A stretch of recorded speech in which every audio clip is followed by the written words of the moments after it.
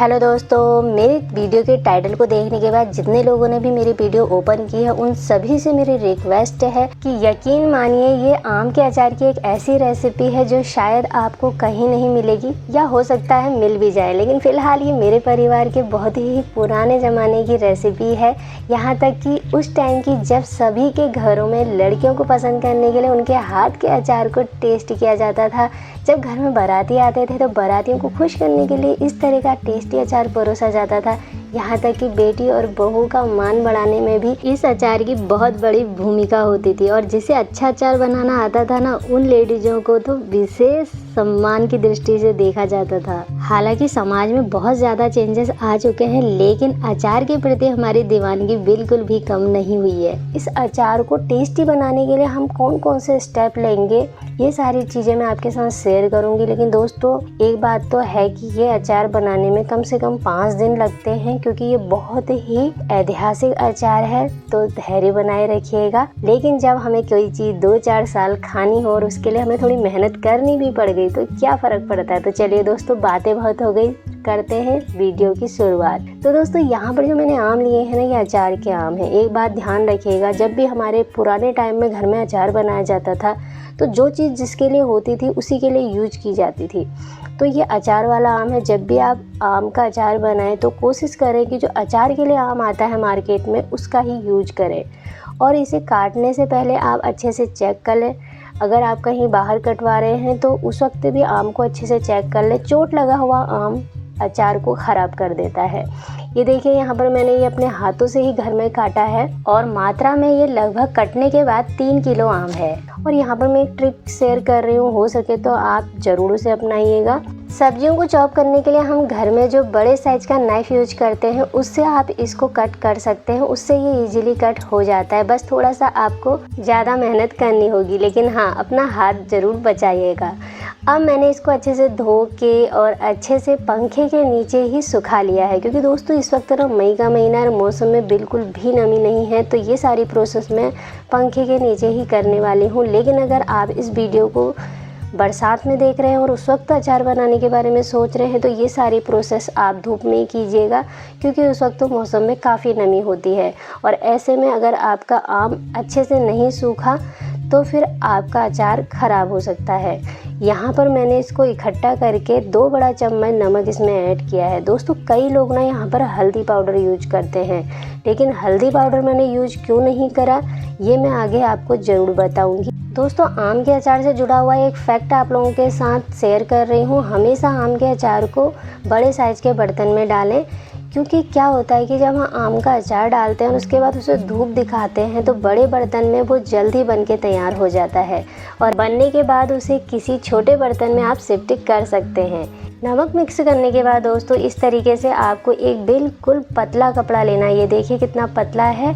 इस तरीके के कपड़े से इस बर्तन को पूरा अच्छे से कवर करके आपको 24 घंटे के लिए छोड़ देना है। और विशेष ध्यान इस बात का रखिएगा कि इसके ऊपर से ढक्कन मत लगाइएगा, इसको ऐसे ही धूप में रख दीजिएगा। और उसके बाद रात में भी आपको इसमें कवर नहीं लगाना है। इसको बस ध्यान रखिएगा किसी भी प्रकार की गंदगी या पानी का छींटा इसमें नहीं पड़ना चाहिए। तो चलिए मिलते हैं दोस्तों 24 घंटे के बाद। दोस्तों, जैसा कि मैंने पहले ही कहा था, इस आम के अचार को बनाने में थोड़ा टाइम लगता है, तो उसी के आधार पे मैं फिर से याद दिला दूं कि इस अचार की पूरी प्रोसेस में अगर अच्छी धूप है तो 5 दिन लग जाते हैं। चलिए आमों को देख लेते हैं। तो यहाँ पर देखिए, ये रहे हमारे आम, और जिन्होंने नमक की वजह से काफ़ी सारा पानी छोड़ दिया है, और मैंने यही पंखे के नीचे एक कपड़ा बिछा दिया है और इसी में मैं इसको कम से कम 4-5 घंटे सुखाऊंगी। लेकिन अगर आप बरसात में अचार बना रहे हैं तो प्लीज़ इसे धूप में ही सुखाइएगा। लेकिन दोस्तों, बीच बीच में इसे चेक करते रहिएगा, क्योंकि बहुत ज़्यादा सूखने पर जो अचार है वो बिल्कुल हार्ड हो जाता है। फिर बाद में चाहे आप उसमें कितना भी ऑयल डालें तो भी वो अचार वैसा नहीं होता जैसा कि हमें चाहिए। तो इस बात का आपको थोड़ा ध्यान रखना होगा। तो ये देखिए, मैं सारे आमों को इस तरीके से फैला दूँगी और बस 2-3 घंटे के लिए यहीं इनको छोड़ दूँगी। दोस्तों, अब मैं शेयर कर रही हूँ आपके साथ इस अचार को बहुत ही टेस्टी बनाने वाला एक सीक्रेट यानी कि ये पानी। तो दोस्तों इस पानी को फ़िलहाल मैंने संभाल के रखा है, और आप भी जब इस तरह से अचार बनाएं तो इस आम के पानी को संभाल के रखिएगा। आगे हम इस पानी के साथ क्या करने वाले हैं ये सारी बातें बताऊंगी, वीडियो में बने रहिएगा एंड तक। जब तक आम सूख रहे हैं तब तक मसालों की तैयारी कर लेते हैं। दोस्तों आजकल मार्केट में बना बनाया अचार का मसाला मिल जाता है, लेकिन मैं कहूँगी कि अगर आपको इतना एंटीक अचार चाहिए तो फिर आप अपने हाथों से ही मसाले को तैयार कीजिएगा।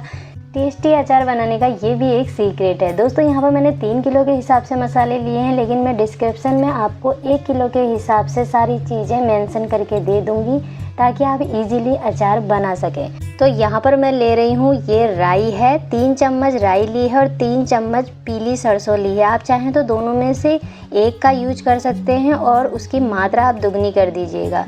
ये रही है अजवाइन, तो यहाँ पर मैंने 3 चम्मच लिया है अजवाइन, आधा चम्मच हींग, कश्मीरी लाल मिर्च जिसे मैं अपने टेस्ट के अकॉर्डिंग लूँगी। ये रहा नमक, नमक भी आप अपने टेस्ट के अकॉर्डिंग ही ऐड कीजिएगा। 3 बड़ा चम्मच मैंने लिया है मेथी दाना, 6 चम्मच बड़ी सौंफ है यानी कि 300 ग्राम सौंफ है, और लगभग 1.5 टेबल स्पून कलौंजी यूज कर रही हूँ, 3 टेबल स्पून जीरा और 3 टेबल स्पून धनिया।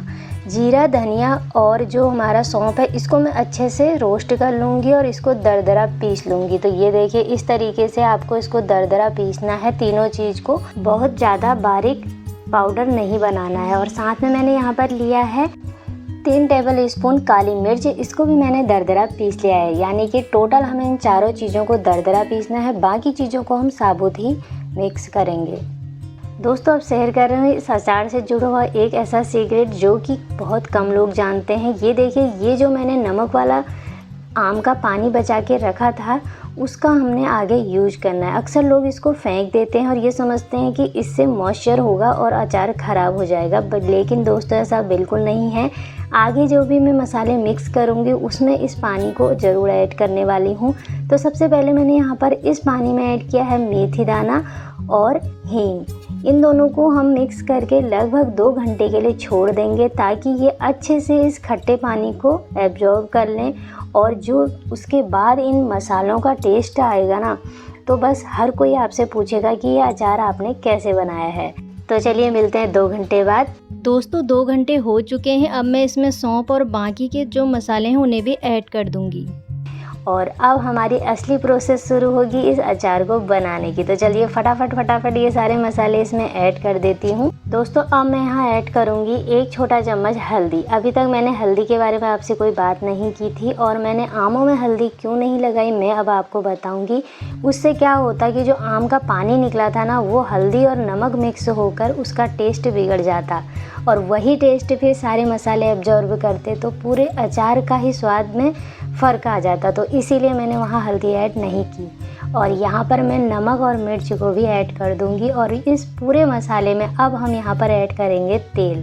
दोस्तों अचार के लिए हमेशा सरसों का शुद्ध तेल ही ऐड करें। और अब आप ध्यान से इस बोतल को देखिएगा, यहाँ पर केवल ये 250 ग्राम तेल है, और इसी तेल से मैं इस पूरे अचार को बनाऊँगी। लेकिन ये अचार बिल्कुल खिला खिला और टेस्टी बनेगा। तो वो कैसे होगा ये सारी चीज़ें जानने के लिए आप मेरे साथ इस वीडियो में बने रहिएगा एंड तक। फिलहाल मैं इस 250 ग्राम का आधा भाग इस मसाले में मिक्स कर देती हूँ। अक्सर लोग अचार बनाते वक्त पूरे बर्तन को तेल से भर देते हैं, जो कि उनकी सबसे बड़ी गलती होती है, क्योंकि जो मसाला होता है वो आम के हर पीस में नहीं लगा रहता बल्कि नीचे बैठ जाता है। तो ये गलती हमें यहाँ बिल्कुल नहीं करनी है, बिल्कुल कम मात्रा में तेल का यूज करना है। तो ये देखिए मैं आम दिखाती हूँ आपको, इस तरीके से हमारे आम के पीस सूख चुके हैं। और दोस्तों यहाँ पर एक बात ध्यान रखिएगा, आम के पीस किनारे से बिल्कुल हार्ड नहीं होने चाहिए, यानी कि आपको इतना ही सुखाना है कि इसका जो पानी है वो अच्छे से सूख जाए और इसके किनारे जो हैं वो कोमल ही रहें। तो इस तरीके की जब ये कंडीशन में आ जाए तो आप इसे धूप से हटा लीजिएगा। तो चलिए यहाँ पर हमारे आम तैयार हैं मसाले में जाने के लिए। तो दोस्तों इस तरीके से आप कोई लकड़ी की चम्मच यूज कर सकते हैं, लेकिन मैं तो कहूँगी कि जब तक अचार को हम हाथ से ना चलाएं, हाथ से मसालों को ना मिलाएं, तो तब तक अचार बनाने का मज़ा ही नहीं आता। लेकिन फ़िलहाल इन मसालों को इस चम्मच की हेल्प से अच्छे से मिक्स कर लेती हूँ।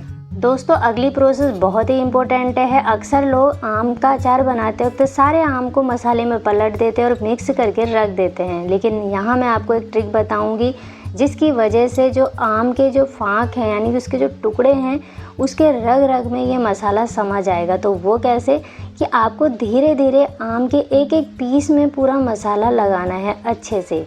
इससे क्या होगा कि जो हमने हल्दी डाली है वो हर एक पीस में अच्छे से लग जाएगी, तो आपके आम के अचार में कभी भी फंगस नहीं होगी।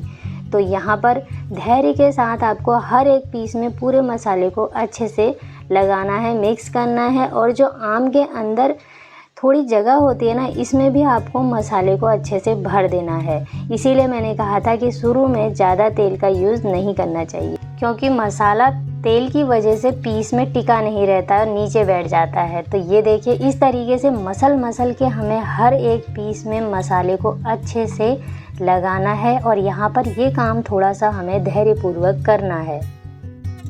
तो लीजिए दोस्तों, आम के हर एक पीस में मैंने बिल्कुल अपने हाथों से मसाले को लगाया है और इसी तरीके से आपको भी पूरे मसाले में अच्छे से आमों को मिक्स कर लेना है। और अब बारी आती है इस आम को धूप दिखाने की। दोस्तों मैंने दोबारा से उसी कपड़े से, जो कि पतला सा कपड़ा है, उसी से इस बॉक्स को कवर कर दिया है और इसी तरीके से बिना ढक्कन लगाए हमें इसे धूप में रखना है। तो चलिए दोस्तों, इसको मैं रख देती हूँ धूप में और हम मिलेंगे 24 घंटे के बाद। दोस्तों ठीक 24 घंटे बाद मैं इस अचार को खोल रही हूँ और आपके सामने ही खोलूँगी और दिखाऊँगी कि इसकी स्थिति क्या है। तो ये देखिए दोस्तों, ये अचार कुछ इस तरीके से दिखाई दे रहा है। वाह, ये तो बहुत ही टेस्टी लग रहा है और धूप इतनी ज़्यादा तेज़ है कि ये एक ही दिन में काफ़ी अच्छे तरीके से पक चुका है। तो धूप में पके हुए अचार का ना टेस्ट ही अलग आता है। तो मैं इसको एक बार और अच्छे से अलट पलट दूँगी। दोस्तों जिस बोतल में मैंने 250 ग्राम तेल लिया था ना, उसी का बचा हुआ जो तेल है वो मैं इसमें ऐड कर देती हूँ। तो ये देखिए यहाँ पर अगर आप देख पा रहे हो तो ये वही बचा हुआ तेल है जो मैंने कल डाला था। तो मैंने आधा कल यूज किया था और आधा आज इसमें मिक्स कर देती हूँ और टोटल जो अचार है ना हमारा, वो इतने ही तेल से बनके तैयार होगा। मैं तो दोस्तों इसमें एक्स्ट्रा ऑयल नहीं डालने वाली हूँ, लेकिन अगर आप चाहें तो इसमें और भी एक्स्ट्रा ऑयल डाल सकते हैं, क्योंकि ये सूखा सूखा और बिल्कुल चटपटा ऐसे ही मुझे बहुत पसंद है। दोस्तों इसके बाद मैं इसको 2 दिन और धूप दिखाऊंगी और लगभग 2 दिन बाद मैं आपको दोबारा से मिलती हूँ। दोस्तों 48 घंटे और हो चुके हैं और ये देखिए हमारा अचार पूरी तरीके से बनके तैयार हो गया है। क्योंकि आजकल धूप बहुत अच्छी है, लेकिन हो सकता है कि अगर बरसात के टाइम में आपको इसके 2 की जगह 4 दिन लग जाएं, लेकिन फ़िलहाल मेरा अचार पूरी तरीके से बन चुका है। और मैं सच कहूँ, मेरी फैमिली मेम्बर्स ने तो इसे कई बार टेस्ट भी कर लिया है और उनको ये बहुत पसंद आया है। आप भी देख सकते हैं कि ये कितना बिल्कुल डिलाइशियस दिख रहा है, मुंह में पानी आ रहा होगा इसे देख के, है ना। तो चलिए दोस्तों आगे, अब ये जब बन के तैयार हो जाए ना, तब हमें इसको किसी छोटे बर्तन में शिफ्ट कर लेना चाहिए। उससे क्या रहता है कि नमी वगैरह से अचार बचा रहता है। दोस्तों पहले के टाइम में अचार इस तरीके के बर्तमान में या फिर बरनी में रखा जाता था, जिसको अचारदानी भी कहा जाता है। तो आपके यहाँ इसको क्या कहते हैं मुझे कमेंट्स करके ज़रूर बताइएगा।